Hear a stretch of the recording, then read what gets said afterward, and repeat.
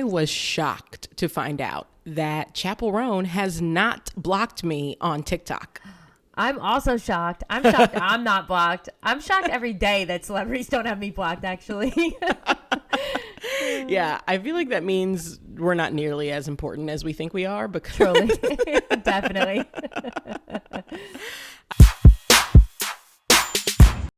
Hello and welcome to Two Queens, Two Crowns. I'm your host, KJ Miller, founder, lecturer, and content creator. And I'm Erica Manganelli, pop culture humorist and content creator. And today on the show, we are talking about none other than Chappell Rhone and Taylor Swift. How do you feel about this, Erica? I'm actually really excited because I feel like they're both like so good at what they do, and such a great comparison because they both all write their own songs. Yeah, I agree. They're both, I think, very singular artists. So I do think it's going to be an interesting episode. It's certainly one where a lot will be ripped from the headlines because Chappell has been so much in the news this last week or two. And I will say I was not surprised by the fact that Taylor's name kept coming up as people were referring to Chappell, because on the one hand, I feel like people love to talk about Taylor. Like, it doesn't matter who it is. That's what I was going to say. Always want to bring Taylor Swift into the conversation. But on the other hand, to me, because they sort of exist in such different spaces in my mind, I was sort of a little like, oh, interesting that we're comparing Chappell to Taylor now. Like, I would never have gone there and just like randomly thought to compare them because I'm with you. Like, they're in two different spaces in my mind. But like, they compare everybody to Taylor. Like, nobody can be famous and not be compared to her, which is so bizarre to me. Yeah. Why are we doing that? Completely agree. And I think in this particular instance, people are talking about not so much how alike their music is or how alike their art is, but more they're really comparing their differing approaches to fame and to like their fandom and to the PR machine. Like, I feel like because their approaches are so different, and Chappell's is quite striking in some ways, which we'll get into. I think that has led a lot of people to be like, yeah, and Taylor does it like this, or Chappell should be more like Taylor because of this, or Taylor could really learn XYZ and how Chappell's approaches, so I feel like that conversation has just been happening so much over the last couple of weeks. And whenever people start pitting women against one another, it gets my gears going. And I think we should talk about it. Yeah. That was what I was going to say next is you never hear them comparing male artists. Like, we never hear that. I've never had that. I can't even, I was trying to, my gears were spinning when you were talking, trying to think of like one instance where they did two males and pit them against each other. I can't even think of one. No, I can't either. In fact, when we start talking about a male artist, we're usually talking about him as a part of a love triangle with two other women, like Shawn Mendes. Like, I haven't heard his name. It had been so long since I heard his name, and now I only keep hearing it because of Camila Cabello. I think so. Cabello. Okay. Camila Cabello and Sabrina Carpenter. Which I didn't even know was a thing. Okay, me neither. Okay. But meanwhile, no one's comparing him to Justin Bieber or Ed Sheeran or any of these other people. Yeah, so it very much is a woman-centric thing. Whenever one woman is succeeding or has an opinion or is in the news, people automatically are like, well, what about her compared to XYZ? And that just always makes me, want to have a conversation. Yeah, it gets on my nerves every time I hear people comparing people to Taylor Swift. I'm just like, why are we doing that? For what reason? And I'm sure it gets on her nerves too. I'm sure it does, yeah. Well, you know what? Let's get into it because there's a lot to talk about. Let's do it. All right. So typically, whenever we're doing an episode about powerful duo women, I like to get into the background of each person in their early career. And I want to do that a little bit more so for Chappell because she is a newer artist. But what I really want to focus on is kind of how both of these women have approached fame, how they've approached their careers, how they've approached their fandoms, because I think that's really what people are talking about. That's really what has the people going, so to speak. So I'll start with Chappell. And how much, by the way, do you know about Chappell? Are you a fan? Have you listened to her album? I did listen to the new album. I'm a fan. I dabbled like just to go back and listen to a couple of the things she released in 2017, but I'm not like a diehard Chappell fan. I like kind of really only learned about her in the last few months, like over the summertime, but I love her. Yeah. But I just don't know much. I'm very similar. I started getting into her this summer, which, by the way, I think is true for the majority of her fans. I know there are a lot of people who try to claim they've been there since A1, day one. No, you weren't. No, you weren't.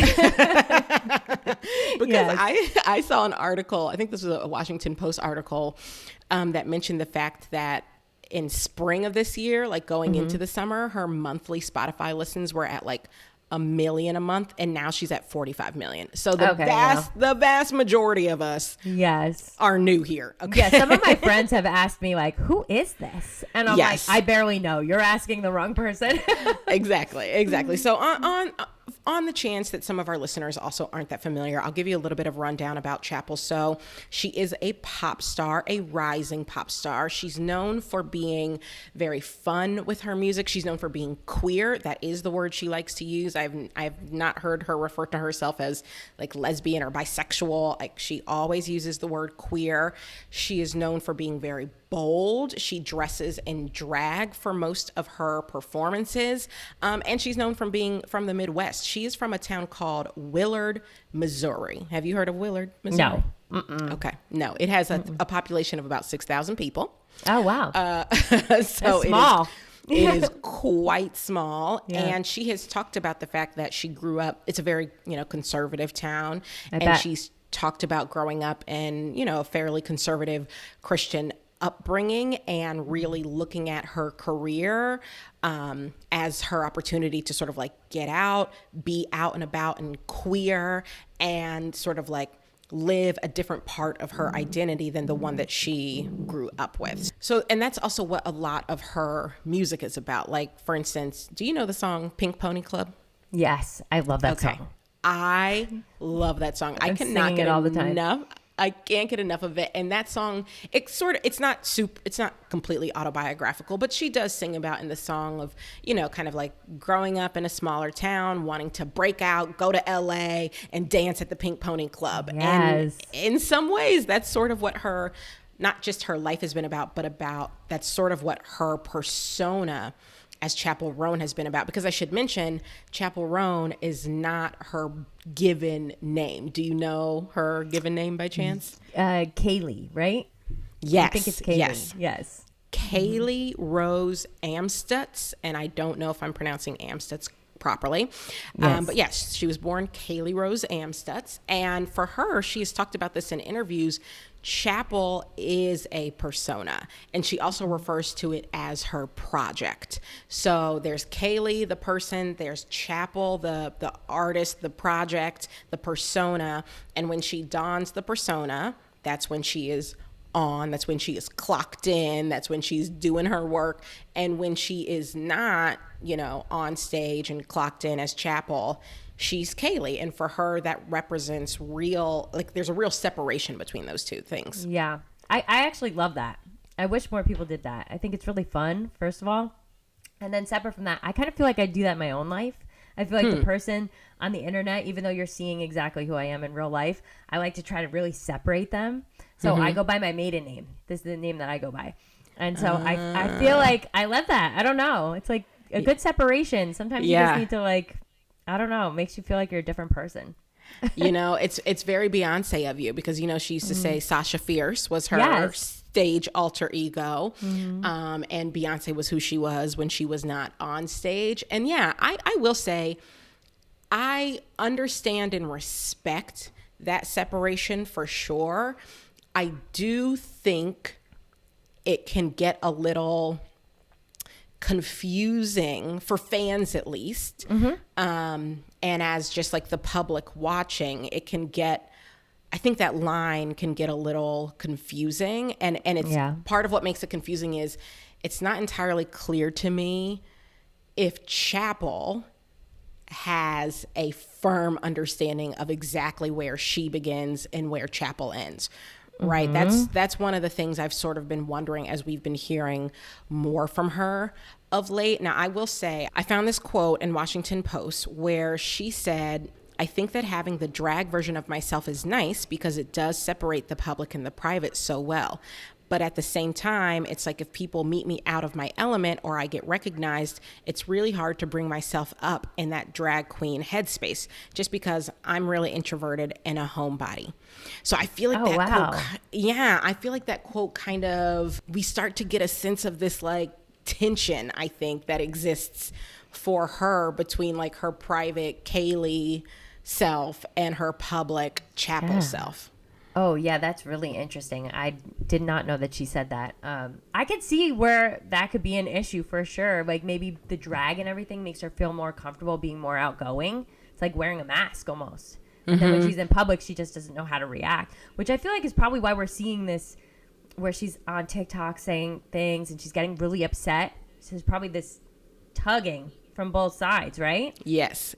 And the thing is, on the one hand, I totally get, and actually I do want to play the clips because you're referring to last month she got on TikTok and posted 2 videos. It really just sort of felt like one main thought that she separated into 2 videos where she was saying essentially, I don't like when people come up to me in the streets like, that's not normal. You don't know me. I don't know you. Don't stalk me. Don't harass me in the streets.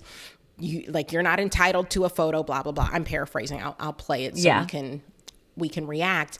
But yes, I remember when she had that quote and now also reading some of the things that she's said in interviews, I remember being a little taken aback because I'm like, I get wanting to have the separation. I do understand that.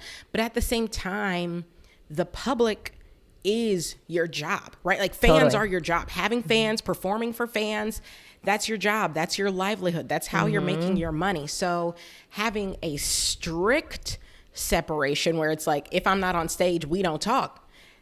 Does that work? I don't know if that's going to work. That's just, And I don't know if she's really thought that through because that's what it kind of feels like is that she hasn't really thought it all through. But I will say I struggled with that because those are the thoughts that I would have inside my head but not articulate outward. And I think she maybe should have kept that one inside because it's hard for people to receive, I think. Yes, I completely agree. Let's play it so that our listeners know what we're talking about here. I need you to answer questions. Just answer my questions first.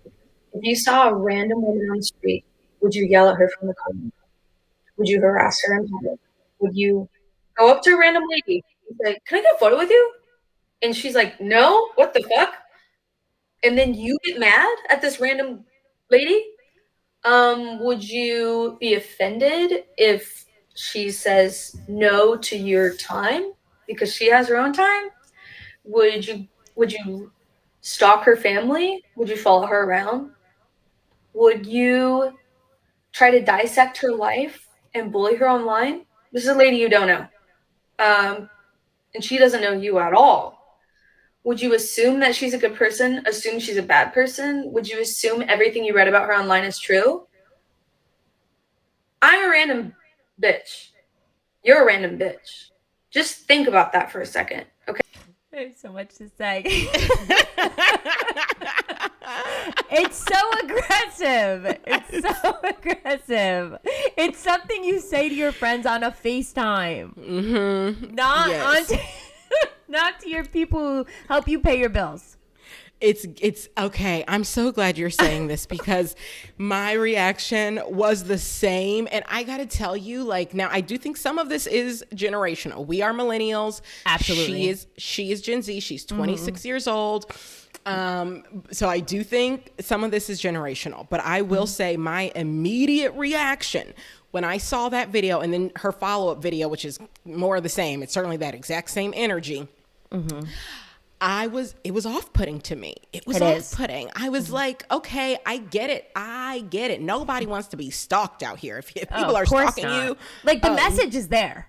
Like, yes. it's a good message. It's just the delivery is off. The delivery feels wild. It's particular to be like, I'm a random bitch. You're a random bitch. That line stuck out to me. You're a random bitch. That was too much. That's where we should have drawn the line right there. Like, a publisher should have said, after further review, I don't think we should put this one out there. Exactly. It just read as quite hostile. Okay, let's watch part 2 just so we give her fair. We make sure everything she wanted out there is represented. So let's watch part 2. I don't care that abuse and harassment, stalking, whatever, is a normal thing to do for people who are famous or a little famous, whatever. I don't care that it's normal. I don't care that this crazy type of behavior comes along with the job, the career field I've chosen. That does not make it okay. That doesn't make it normal. It doesn't mean I want it. It doesn't mean that I liked it. I don't want whatever the fuck you think you're supposed to be entitled to whenever you see a celebrity. I don't give a fuck if you think it's selfish of me to say no for a photo or for your time or for a hug. That's not normal. That's weird. It's weird how people think that you know a person just because you see them online or you listen to the art they make. That's fucking weird. I'm allowed to say no to creepy behavior. Okay? These are thoughts for a therapist's office. I gotta tell you, watching the second video honestly was worse than the first for me, because the first video I remember thinking like, dang, that sounds very hostile, but I get her point. Like, you don't want to be stalked and you're a random bitch, whatever. I was like, it sounds hostile, but I get your point. But that second video, to me, it sounds like what she's saying. And again, this is where I think media training, publicists, this is where these things come in handy. Yeah. If you're saying asking for a photo is creepy, asking for a hug is creepy, thinking you know me because you've listened to my music is creepy. See, that's sort of what fandom is about. Right? Yeah. Like, in some ways, like, is it honestly that creepy if someone who loves your music sees you out and says, oh my God, I'm such a fan. Like, I would love a photo. Could I have a photo? Is it creepy just for them to ask? Now, I think it's creepy if you say no and then they start chasing you down the street. Right, of course. I agree. Yeah. But is it creepy to ask? I don't know. I tend to think it's not. Yeah. Well, first of all, we didn't need a part 2. I think we should have just left it at part 1. We should have left it at part 1. Calling them stalkers is a little aggressive because, like, there's a huge difference between someone who's stalking you, and I know that they get stalkers, and Taylor Swift gets stalkers, and it's scary, and someone who just is like, ooh, I see this celebrity, and I want to go awkwardly ask them for a photo. Would I do it myself? No, I wouldn't. No. That wouldn't be my vibe. But people do that, and it's something she's probably going to have to get a little used to if she wants to go in public or pick a new job. That's the other option. And the thing is, and I will say, I remember having a conversation about this with my husband at the time, because I remember being like, maybe I need to check myself, right? Like, maybe what she's asking for, maybe my perception of celebrity and how celebrities should behave is, it's obviously colored by the Beyoncés and Taylors of the world and what I've seen them do. But does that mean that is what should happen just because I'm used to seeing that it has happened? Or is Chappell making a really good point about, like, actually the way we think about interactions with celebrities is completely flawed and we need to rethink it? And I kind of had to check myself and be like, maybe I'm the problem. Maybe it's not Chappell. Yeah, I agree with that. I think that does need to happen, right? I think that we do need to check ourselves a little bit. I mean, I saw people comparing it to the Britney Spears thing, but to the Britney Spears thing, I'll say that was more like the paparazzi was being super intense with her. I don't think it was really necessarily the fans as much. It was the paparazzi was being crazy, which I feel like they probably still are. It does feel like they've toned down a bit, but I don't know. They still might be. But she's more directing it towards the fans. Yes. It would also be interesting to see what actually is happening that she is talking about specifically, like specific incidents? Mm-hmm. And the thing is, you know, and she brought up in the first video, like if you're stalking my family or chasing my family or something like that, I would completely agree. That's crazy. That does not fly. Like people should not be doing that. But again, in the second video, you simply said somebody asking for a photo or a hug or feeling like they know you because they've interacted with your art. I mean, look, yes, that is parasocial, but that's also how these fandoms work. Like, I do think part of this is the job. I think you are asking a lot of people to, on the one hand, be so immersed in the art that you create that they do stream it all day, every day, and they do spend hundreds of dollars on tickets and flights and hotel rooms and fly all over the country to see you. Like, you, on the one hand, there is an expectation of that's what it looks like to be a pop star and a pop icon, that I have all of these fans who are so dialed in. But on the other hand, don't be too dialed in. Don't think you know me. Don't ask for a photo. Don't ask for a hug. I don't know that I can really square in my mind both of those things. And again, that could be my problem. That could be my issue. And maybe it is because I'm a millennial. But I do have trouble squaring those two things. Yeah, it feels like, and this is just my opinion, that she felt like that persona of Chappell Rhone and having her own like personal autonomy was going to be such a stark difference that when people saw her in public, they were not going to talk to her at all or recognize her at all. And then she could just go about her business being a regular person. Yeah. And I don't think that's going to happen. Like, she's too famous now. It's just never going to happen. Well, let me ask you a question. Have you ever been recognized out and about from your TikToks and Instagram? I only got recognized one time by someone I know who didn't know that I had TikTok. It was like a mom at my kid's school, and she thankfully waited until like we had a play date one time and was just like, so, and like brought it up. She never like came out at school or anything and said anything. But that's the only time I've ever been recognized. I've never been recognized in public. I've had a feeling that people were eyeing me up in a weird way a few times, but never said anything to me. Have you? I have. And I've never talked about it because I'm not trying to be like, ooh, look at me. People know me. But I've also never talked about it. No one's ever asked me. But it has happened now. I'm pretty sure. I think it has happened 4 times. Twice on airplanes, interestingly enough. Oh, wow.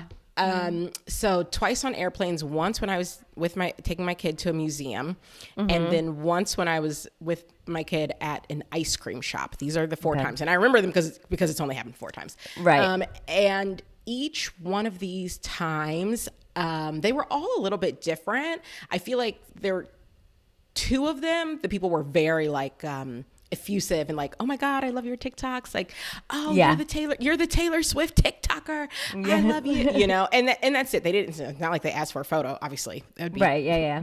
Why would you want a photo with me? You know, but they just were like, oh, I love your TikToks, and I was like, oh, that's so nice. Like, thank you. That's so amazing.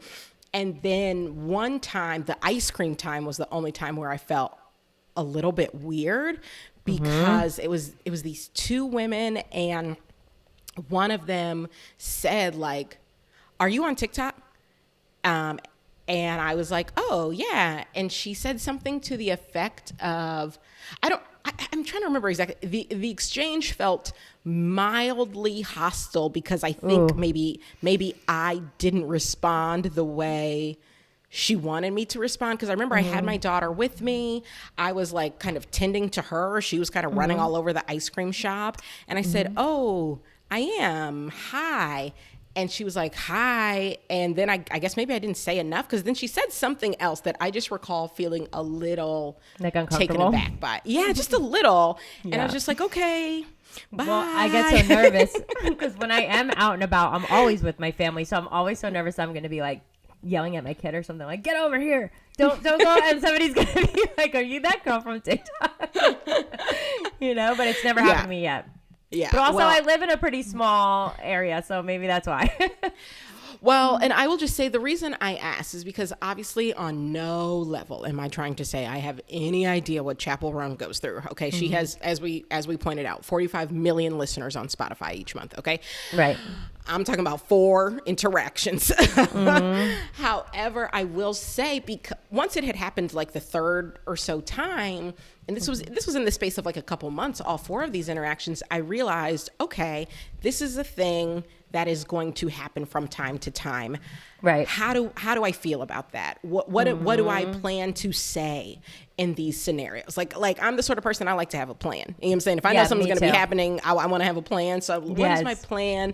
How am I going to interact? How do I feel about this? And I just sort of thought it through so that if and when it happens again, I'm sort of like not as caught off guard, and I have a plan. Like, hi, how are you? It's nice to meet you. I'm KJ. Like, thank you for, what else would you like to see from me? I don't know. But I've at least thought it through. And so I guess I say all that just to say, with my itty bitty teeny tiny public persona, I have made my peace with whatever little bit of public situation is going to happen.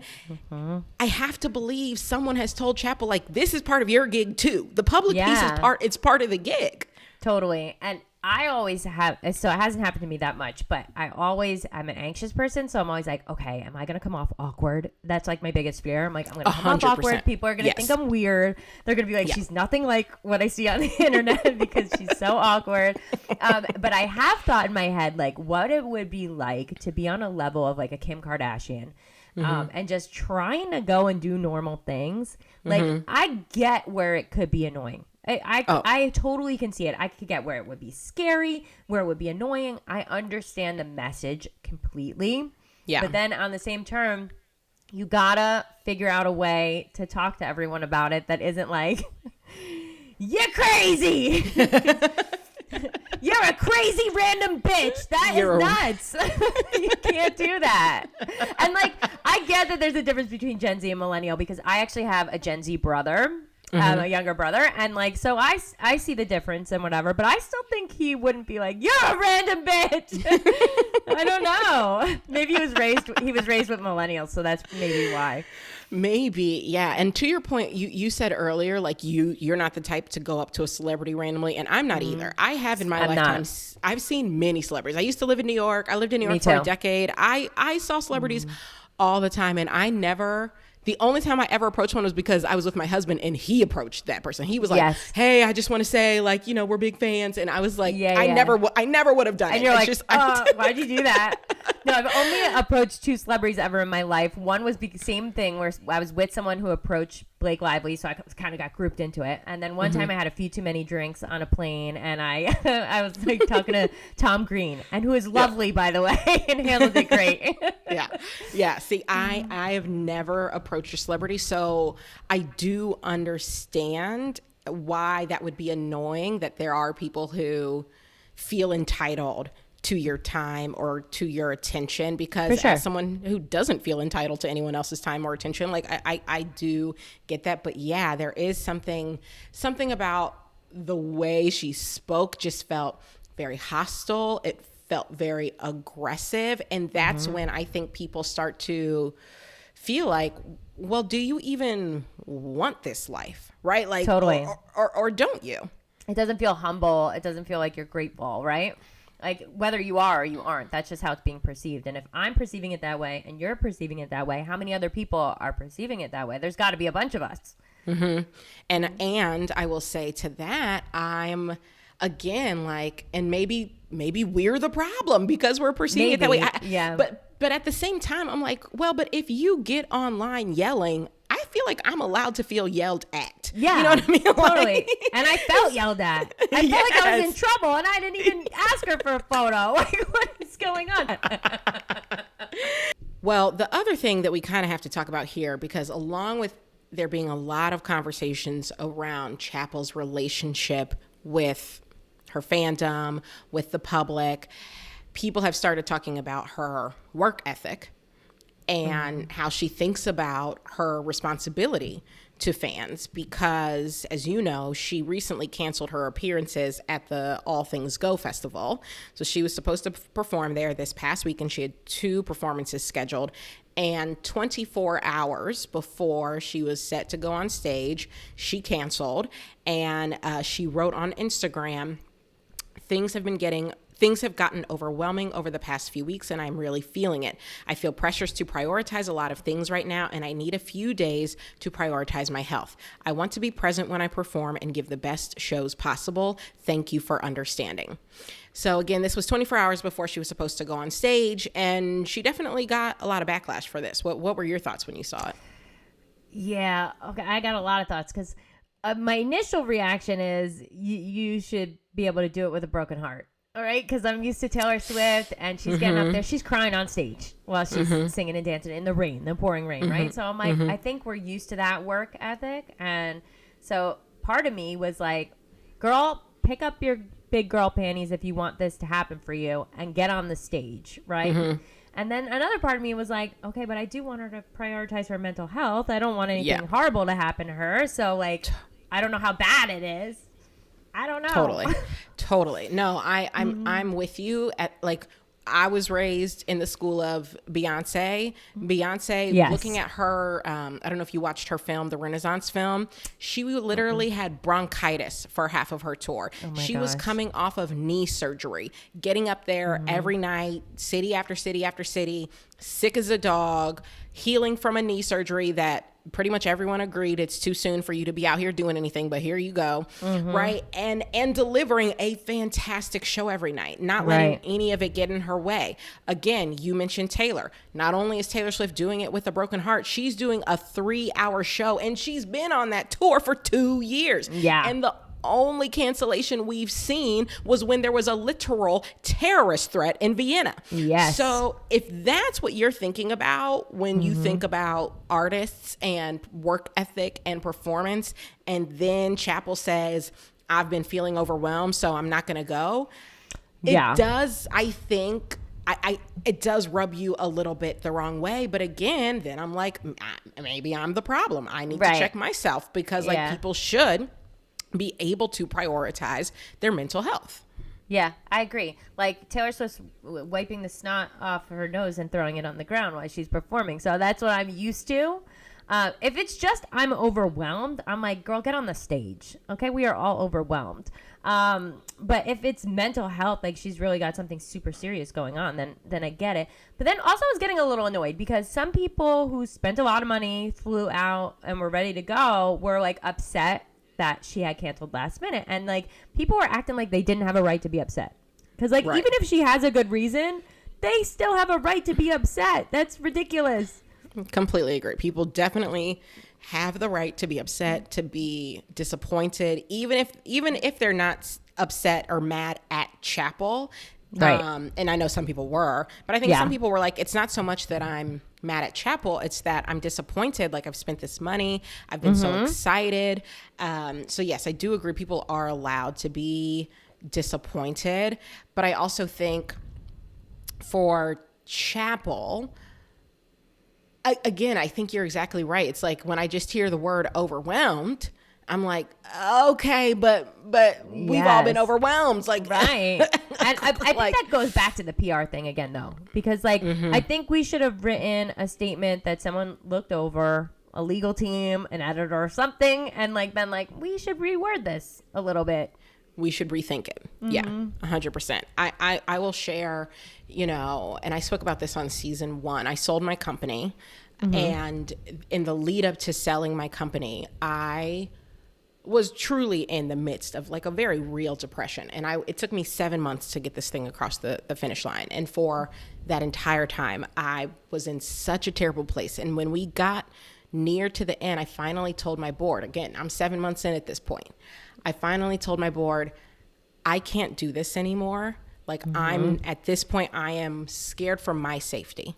Like, and I have to know myself well enough to know I might not survive this. Yeah. So, so then I said, so here's what I need to do. Right. And when I said that, it was very clear to them, okay, Kristen has reached her breaking point. Yeah. Like she's done this. She's put every single thing into it. And so when I said that, they understood, because I had never said that before. Right. I didn't say, I'm feeling overwhelmed. Right. I said, I am literally like scared for my own safety. Like this is no longer Oh, I'm so sorry that sustainable happened for to me. you.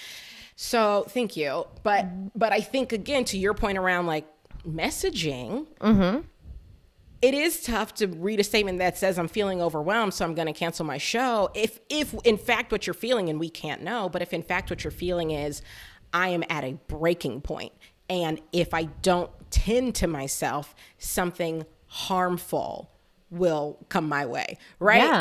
And I'm not saying she necessarily owes us all of that. It's just like when words matter. Words matter. And it's hard to know. Yeah, we should have worded it differently. Yeah, it's hard to know how to interpret a statement like this beyond like what you say. And if what you say is you're feeling pressures to prioritize different things, you're feeling overwhelmed, okay, but also aren't we all feeling overwhelmed and pressured to prioritize different things? Like it just, it doesn't read, I think, as urgent as maybe a statement like this should feel when you're canceling on people 24 hours out. Another thing is like I'm like I can't believe all of this is from like people wanting her to endorse a candidate for presidency. How did we get here? Like I feel like we got lost. Well, right? and that's another thing we now have to talk about. Yeah, I'm glad you brought that up because yes, for anyone who again maybe you're not caught up on why potentially she's feeling so overwhelmed. Now, we can't know for sure because she didn't say explicitly in the statement, but piecing it together, it does seem as though basically a Guardian article came out where she spoke about a broad range of things, but one of the things she was asked about was whether or not she was going to endorse a political candidate, right? Kamala Harris or Donald Trump. And she said there are problems on both sides. I'm not going to endorse anyone.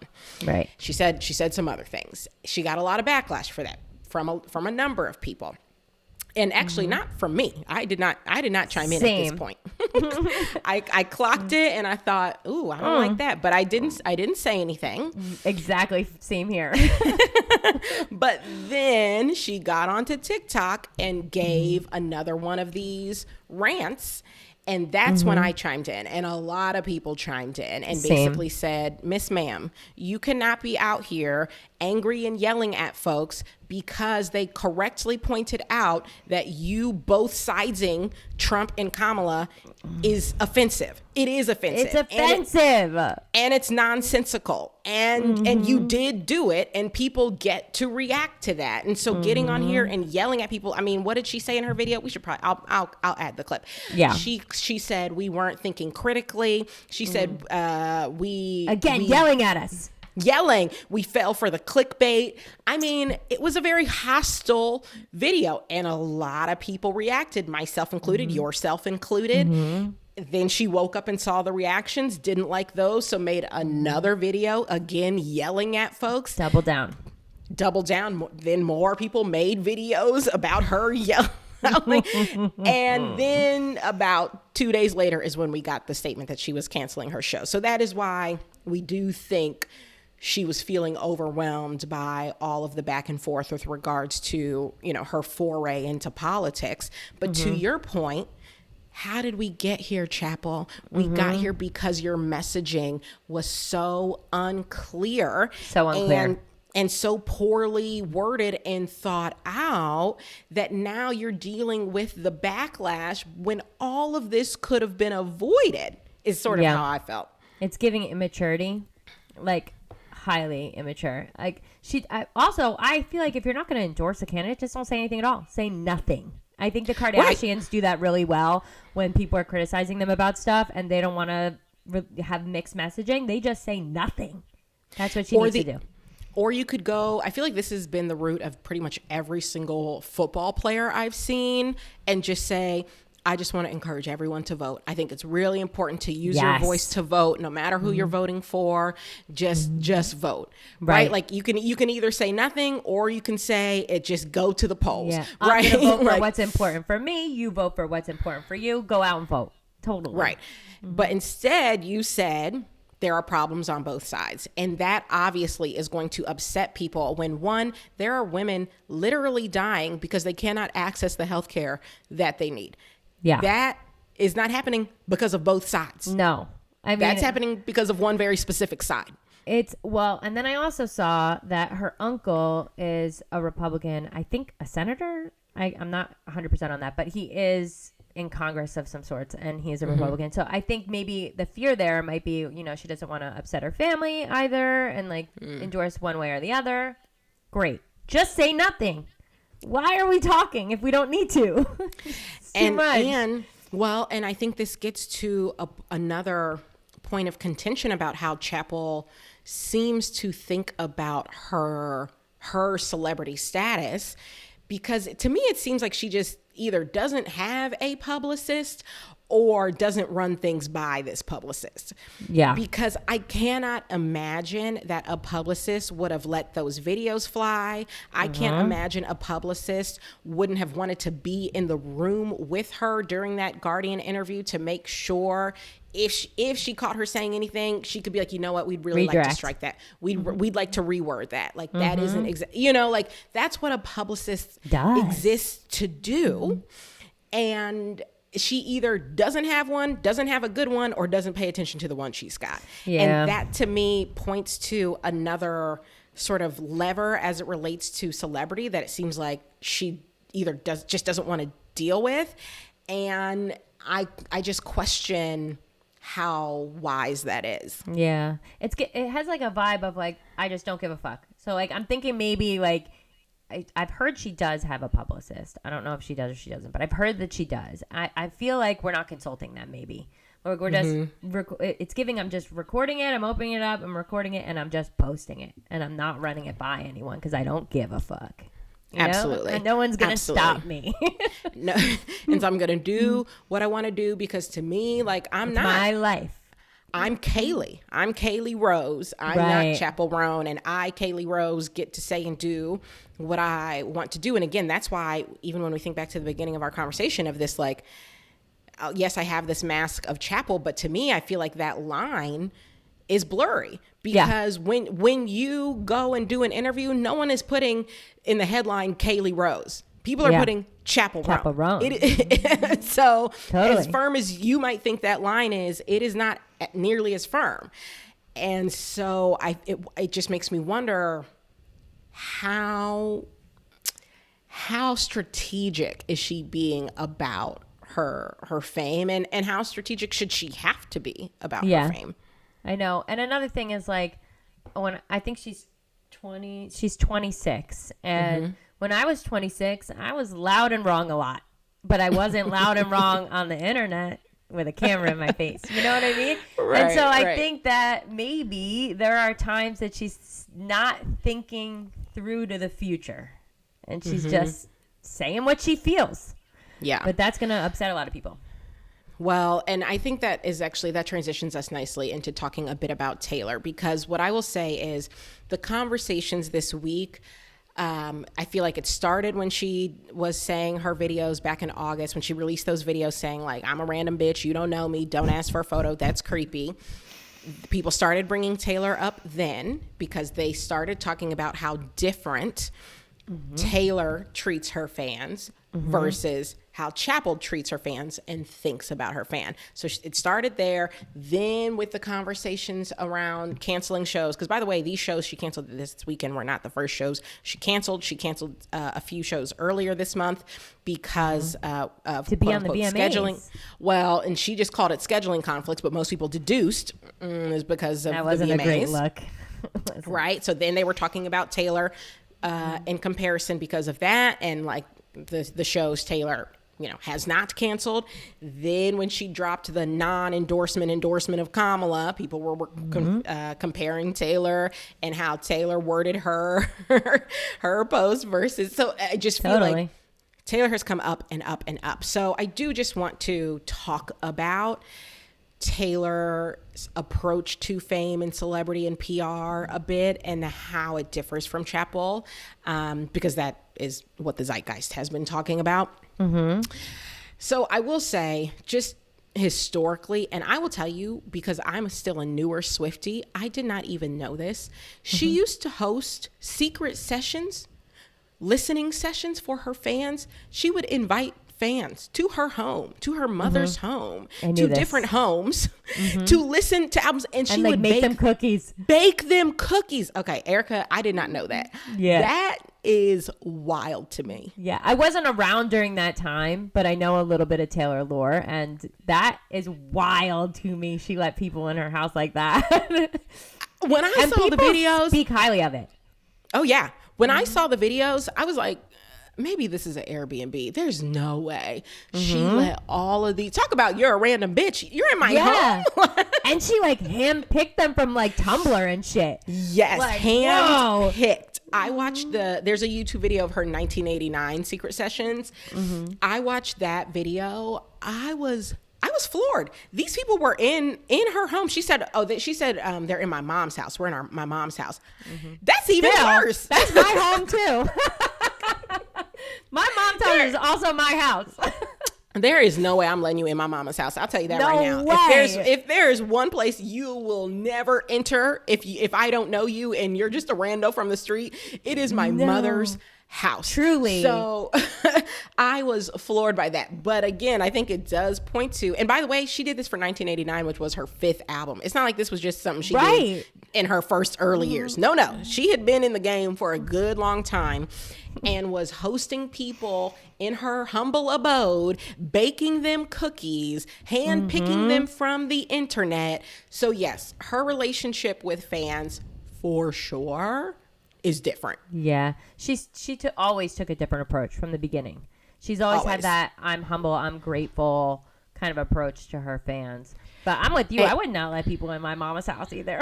No, absolutely not. I was shocked by that. And not only that, I also read about, this is something I'd heard about a little bit about, how she used to put basically like secret messages in her album liner notes. So you had to like decode it. This is another thing. She also, has been on record talking about all the Easter eggs that she loves putting in her music videos because fans love figuring it out. So I do feel like Taylor's relationship with fans as it relates to Chappell's, I mean, it's just, it's completely different. It's very much like, I'm here for you. I'm here with you. I'm in it with you. We're together. Come to my home. I'll do these messages, do these scavenger hunts. It feels a bit more give and take, less like I'm here for you to view and observe, and more like we're in this sort of relationship together. Yeah, the Taylor Swift thing is like, she makes it seem like we're friends. Like, I feel like I have a parasocial relationship with her and we're friends. And Chappell Rhone just thinks I'm a random bitch who put her music on Spotify. and she let me know. I am just a random bitch. It's just every time. It's never not going to take me out. It's so funny. But I agree. And here's the thing. I don't know that I can say Taylor's approach is better. Right? It is certainly different. But I don't know that you can say it's better because, look, even Taylor, she doesn't do that now. When was the last time you seen somebody in Taylor's house? No. She is not inviting fans to her house because I think what we're seeing online, at least, so much of the conversation I'm seeing from fans and so much of the conversation I'm seeing from the media is Taylor's way is better or Chappell's way is better. Like, people are very much picking a camp in order to say, like, Chappell's doing it right because she's real. She's authentic. She doesn't need a publicist to, massage her words. Like, she's giving it to you straight, and she doesn't give a fuck about this, that, and the third. She's always going to protect her mental health. So that's what everybody should be doing. And then on the other hand, there are people saying Taylor knows that fans are what made her. Fans are her bread and butter, and that's why she gives them access. But she also makes sure that her messaging isn't skewed, and that's why she's got tree pain, and that's the way you should be doing it as an artist. I've seen people say both, and I almost wonder if, and kind of, I guess, getting to the theme of two queens, two crowns, I almost wonder if there's a give and take, and like both, not only can both of these artists probably learn something from one another, but I think more importantly, we as an audience can probably learn something from both of these women. Yeah, definitely. I think we could definitely learn from both of them. I think they're not necessarily one side is better than the other. I think they're definitely different for sure. I think they're doing what's right for them. I think we'll also see Chappell Roan kind of like grow more into herself the older she gets. And she'll start to figure it out. I think it's got to be rough, just jumping right in, right? She's like fed to the wolves immediately. But yeah, I don't know. I mean, like, look at Taylor Swift. She's got random men that sue her, pretending to be her husband. I mean, is her way better? We don't know, because she's not exactly living the easiest life either, even though people definitely think she is. Yeah. So I don't know. Well, that's the thing. I mean, so much of her latest album, Tortured Poets Department, really dug into this almost toxic relationship she has at points with her fans, with the media, because people feel so entitled to her every movement, so entitled to weigh in on every relationship, so entitled to assume, is she a part of the queer community? Is she not? She needs to say so if she is. I mean, people have very strong opinions about Taylor, and you could say in some ways all of that unfettered access maybe helped groom some of that, you know? Sure. So I don't think Taylor's way is necessarily better. I do think maybe because I'm a millennial, it's something I'm a bit more comfortable with, or something I understand a bit more. That doesn't necessarily mean it's better, because I do believe that, you know, focusing on mental health, prioritizing your mental health, that's I believe that matters. And I, you know, I respect Chappell for wanting to get that message out there and wanting to be so clear about it. I also think tact matters, and think there's something she could learn from Taylor with that regard, right? So I think there's something we can all learn from both of these women. Yeah, I feel like I'm learning a lot from Chappell Roan, because it's like a stance I've never seen before, and it's like, no, we are random bitches, and like, you know, what do we know? Like, who are we to judge these people, you know? And but also at the same turn, I feel like I'm not one of those random bitches, because I'm not gonna stalk you or attack you, and then I feel like sad and yelled at. So it's hard, but I do feel like I'm learning from each side. Definitely from Chappell's a lot. Yeah. Sure. Well, and you know the phrase, a hit dog will holler. So it's like, if you're not a random bitch who's stalking her, maybe you don't need to feel some kind of way about it. True. Yeah.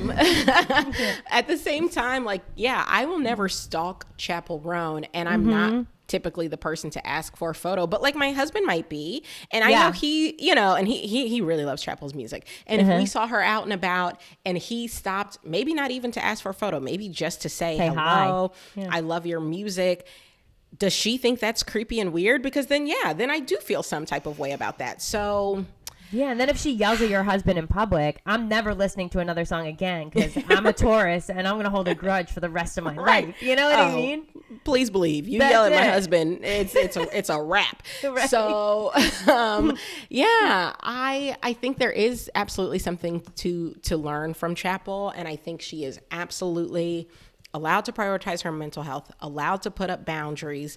You know, I think she's very much allowed to do this, but I hope as much as we are learning from her about that, she is also learning, looking to others when it comes to, okay, what's my communications strategy? Yeah. I actually love that you said that they could learn from each other, because I do think they can learn a lot from each other. I think that would be 100%. Great. 100%. I believe Taylor can learn about putting up boundaries, and potentially about not always performing with a broken heart. Exactly. Sometimes, girl, you can just go lick your wounds, and you don't have to totally hop up on sometimes you don't need to do the second year of the tour. You could just sleep.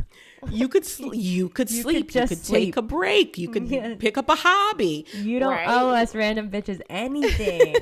Maybe that's what Taylor learns from Chappell, and what Chappell learns from Taylor is delivery. Let me listen to my publicist. Let me script out what I say before I post it, or at least bullet point. You know what I'm saying? Like, because you could be who you are, and you can say what you want to say, and just like not necessarily, I hesitate to say a softer way, but just in a way that's better received.